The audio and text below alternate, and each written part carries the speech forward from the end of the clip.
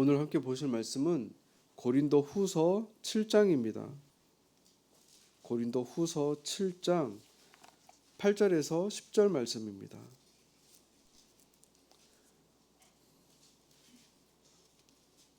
고린도후서 7장 8절에서 10절 말씀 다 같이 읽도록 하겠습니다.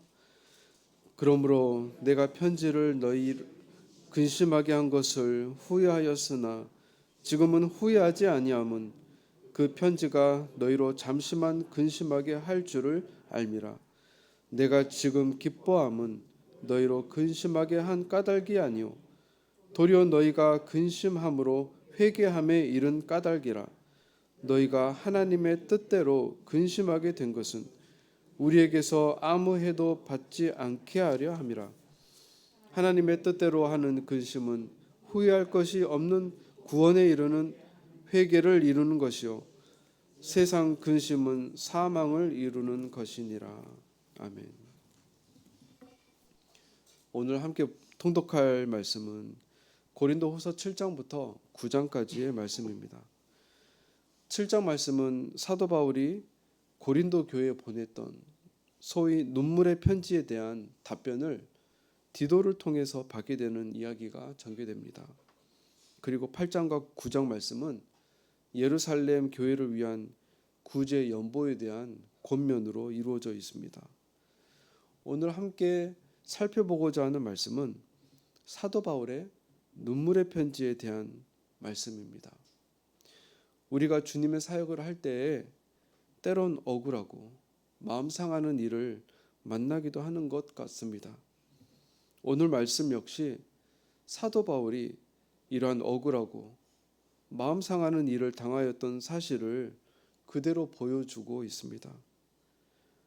아시아에서 유럽 마게도냐 지역으로 건너가서 생명의 위협을 받아가면서 눈물로 복음의 씨앗을 뿌리고 또한 자신이 개척한 교회로부터 도무지 이해하기 어려운 일들을 당하는 것입니다.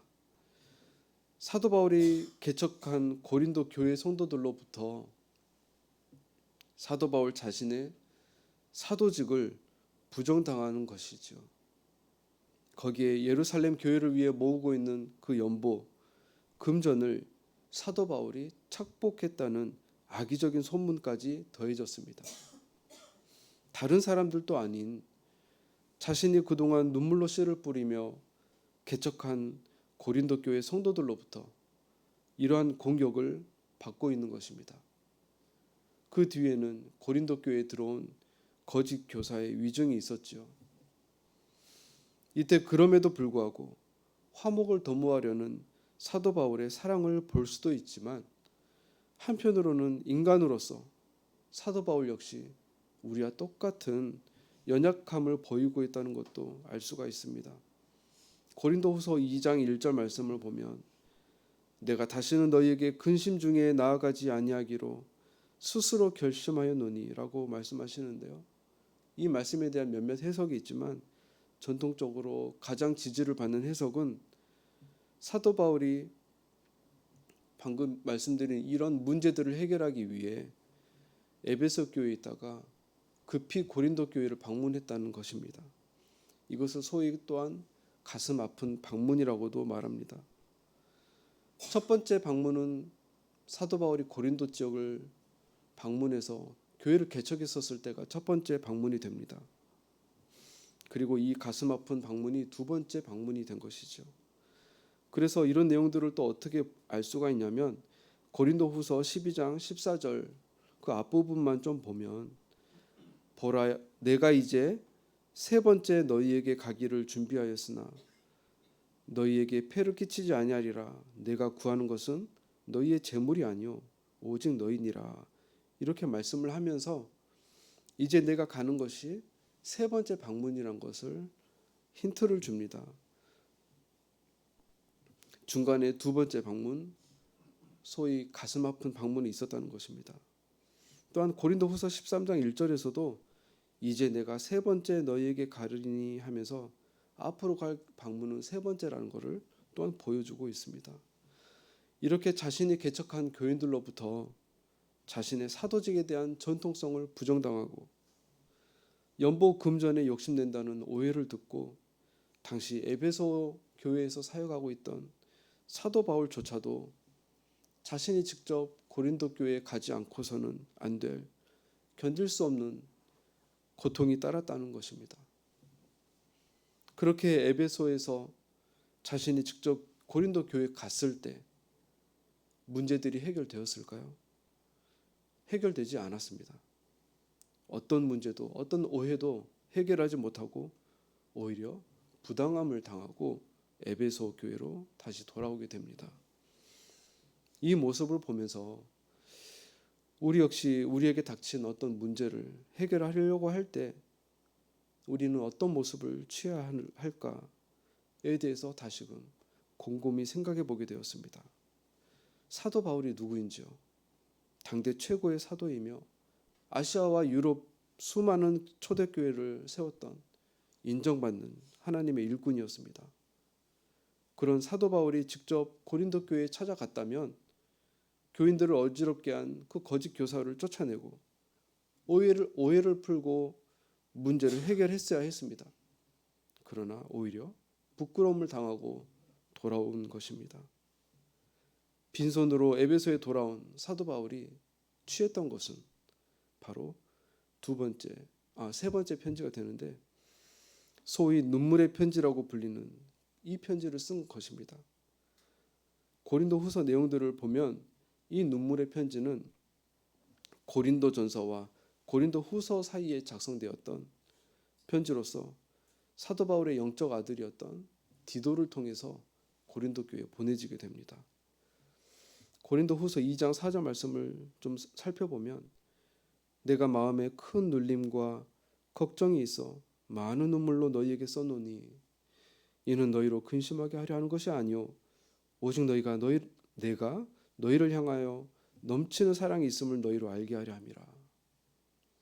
많은 애통함과 눈물로 그 편지를 써서 보냈다는 것입니다.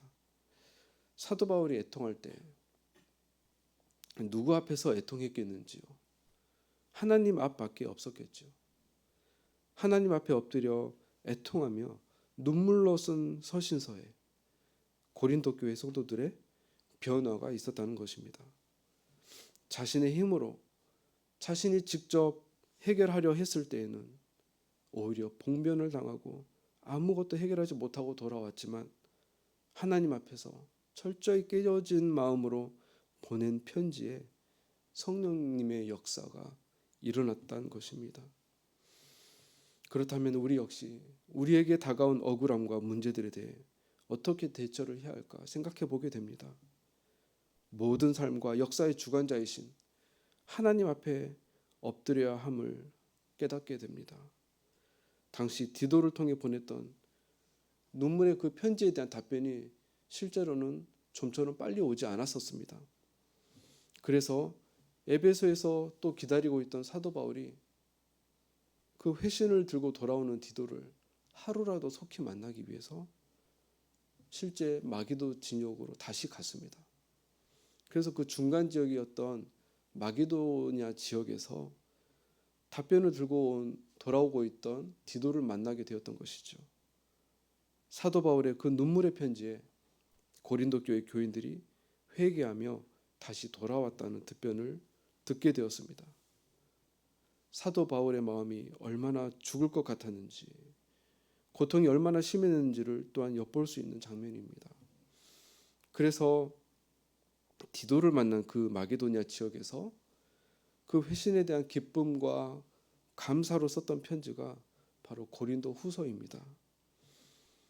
우리가 죽어가는 영혼들을 살리기 위해서, 한 영혼을 사망에서 생명으로 이끌기 위해 얼마나 많은 아픔과 애통함, 눈물의 씨앗을 뿌려야 하는지 보게 되는 것 같습니다. 우리를 죄에서 구원하시기 위해 십자가에 달리신 예수님이 그러하셨고 사도 바울 역시 그러했습니다. 이외에 성경 속에 많은 주의 종들이 눈물의 씨앗을 뿌렸습니다. 우리 역시 이런 복음의 사역에 동참할 수 있기를 간절히 소망합니다. 말씀을 정리하겠습니다.